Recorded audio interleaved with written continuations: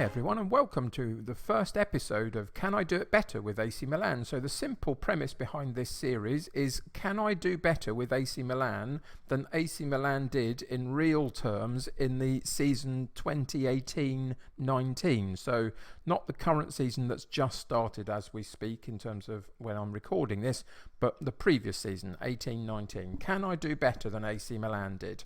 So what did they achieve? Well, in terms of what they entered, they had 4 competitions. They have the Italian Super Cup, which happens in January, which they lost to Juventus, and that's the game that we have to play in that, but that's not until January, as I say. So that's not important, but it's a game that we have to see if we can get a better result in. In terms of the Italian Cup, they reached the semi-final, which is what the board expected of them. And I think they lost to Lazio maybe in the semi-final in real terms. So can we do better than that? And that doesn't start again until January, so that's later in the season. The third competition is the Europa League, or the Euro Cup as it is here in Football Manager. And they enter into the group stages. Unfortunately for Milan, they didn't make it out of their group. They had a couple of tricky games and they didn't make it out of the group. So I'm hoping really that we could do better than that. So that's the hope for the Euro Cup. And in terms of Serie A, they were predicted about a 5th place finish, I think, and that's what they achieved. They got 68 points and they finished 5th in Serie A. So that's what we've got to try and better this season. I think in terms of beating Juventus in a one-off game, we can do it, but it's going to be tricky in the Super Cup. The Italian Cup might be hard to beat their semi-final position, just because there's some decent sides in there, obviously. I really think that we can succeed in the Europa League or the Euro Cup here and get out of the group stage, hopefully, and that would better their result there.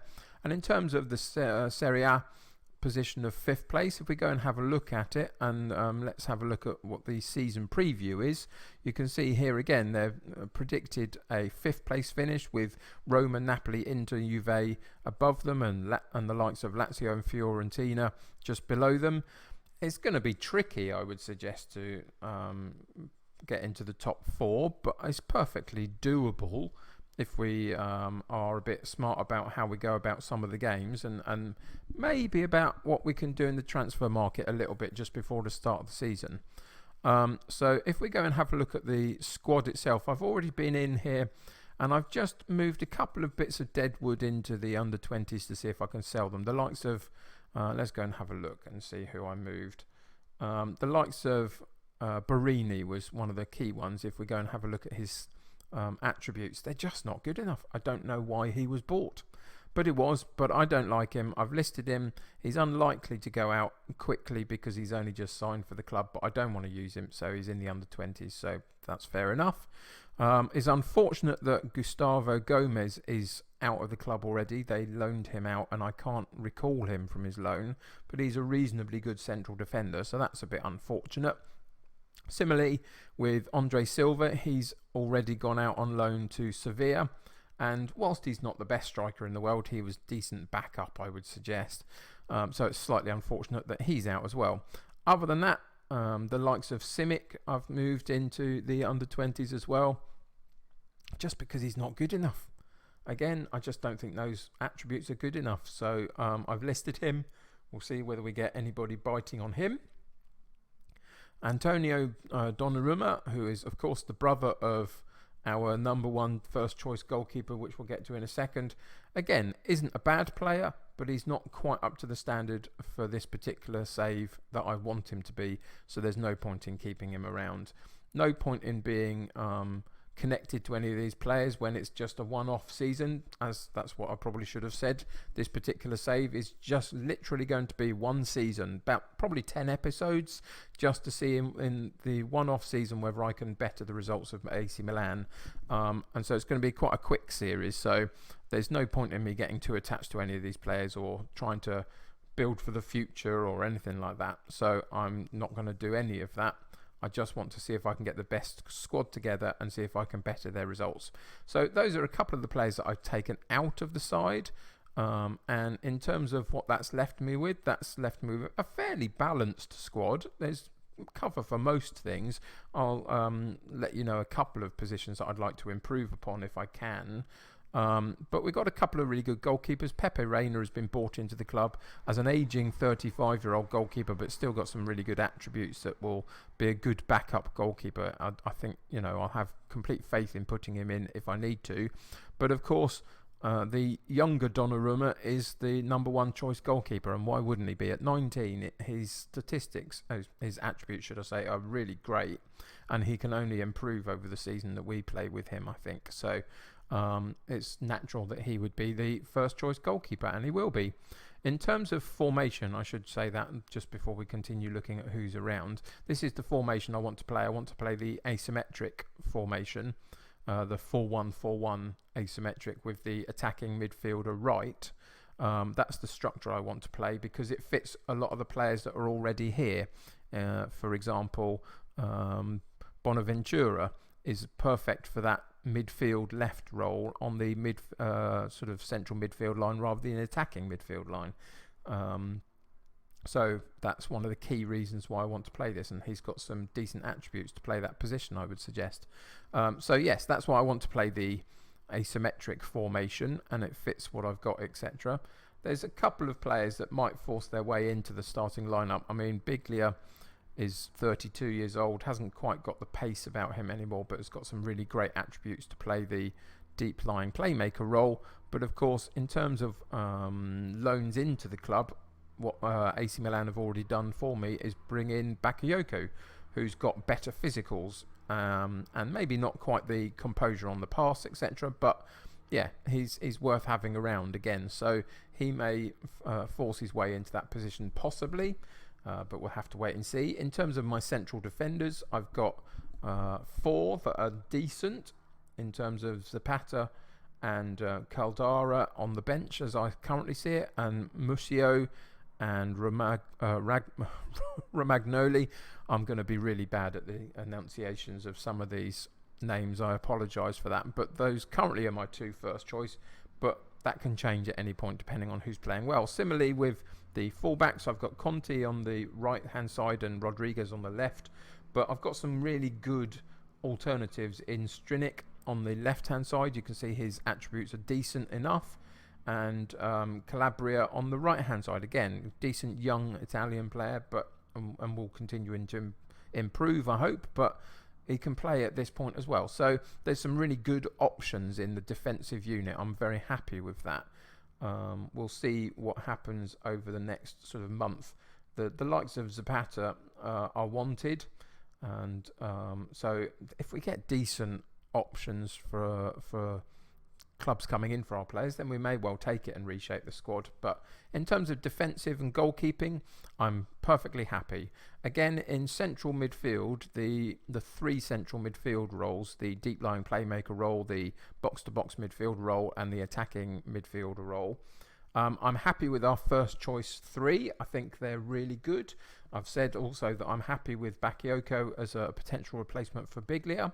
In terms of replacing Kessie or rotating with Kessie, we've got Bertolacci, who I think is not quite as good, but has got an all-round game for a box-to-box midfielder that I quite like. So he will be the rotating option with Kessie whenever Kessie needs to rest. The attacking midfield role I've got with Kalhanoglu, the Turkish international, who I think is really good. Unfortunately, we don't have Lucas Paqueta, who AC Milan bought in January in real terms in the season, but he is on his way. So we currently sit in July, and on the 1st of January, Paqueta comes into the club. So let's go and have a look at him and just show you why that's going to be useful to us. If I can go and have a look. Lucas Paqueta. He comes into the club in January, and you can see again his attributes in the attacking midfield area I think are really good. So he's coming in on the 1st of January, but that means that half a season we haven't quite got him. I will try and fill that spot temporarily, let's say, if I can, up until January, just so we don't have Kalhanoglu just doing everything on his own there, because we don't have a brilliant backup. I mean, at the moment, in terms of how I've set my side up, I've got Halilovic in that position, backing him up, which is okay. But look at those mental attributes. Other than flair, he's got really bad mental attributes mostly, and I'm not totally convinced by him. So, yeah, bit of a weak spot there until Paqueta shows up. So we might change something of that. In terms of wide areas, I think the replacement for Bonaventura, who obviously will be our first choice left-sided midfielder. At the moment, it's Laxalt, who's only just come into the club. They purchased him this summer just gone for 14 million. I don't think he's good enough, to be honest. I think he's all right, but nothing more than that. And we'll have to keep him around because I don't think we'll get him out of the club. But I am going to look for a better option on that midfield left position to rotate with Bonaventura. So watch this space on that one. In terms of the right, we're very good. We've got Suso, the Spanish international, who has got a Spanish international, should I say. He's got one cap, so that kind of makes him a Spanish international, but not particularly frequently. But I think he's brilliant. In terms of what we've got in the club, I think he's going to be one of our key players.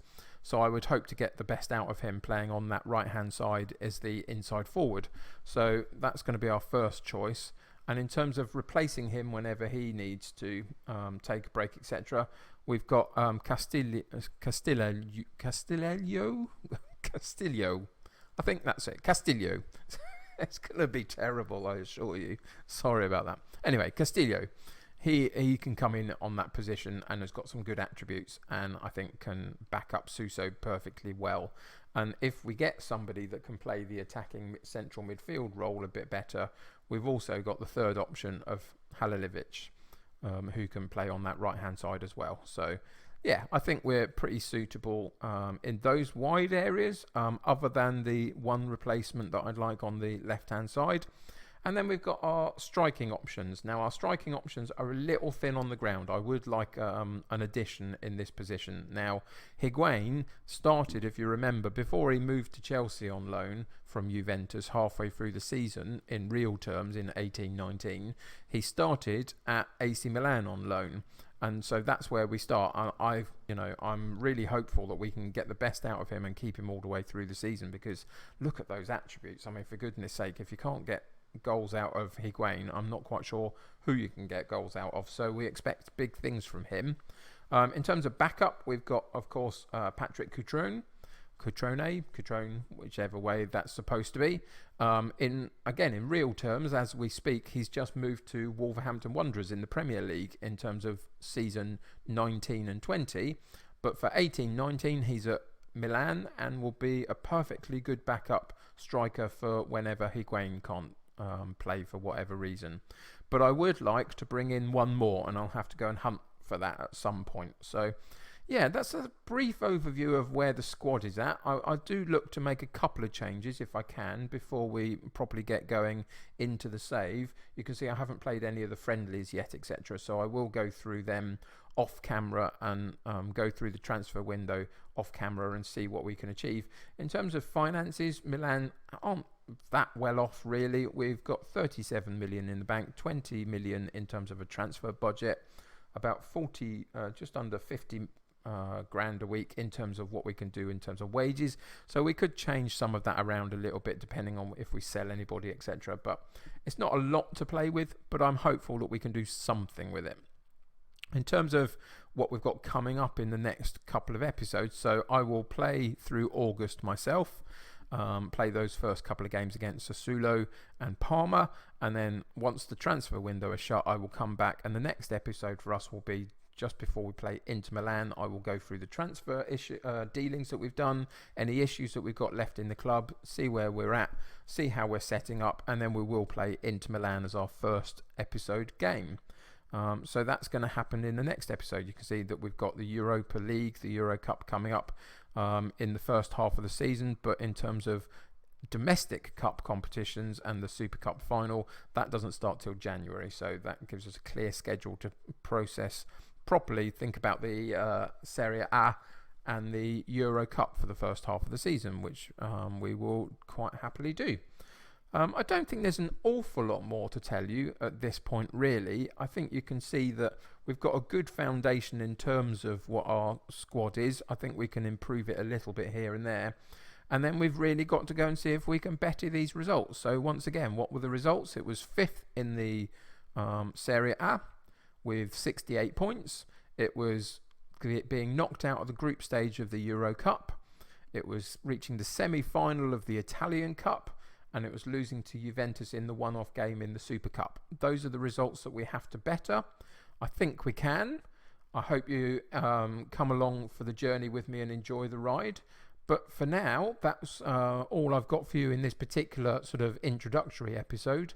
I look forward to seeing you next episode. But until then, if you're playing Football Manager yourself, let me know how you're getting on in your save. Always interesting to hear what other people are up to. But until next time, take care of yourselves. I will see you soon, and bye for now.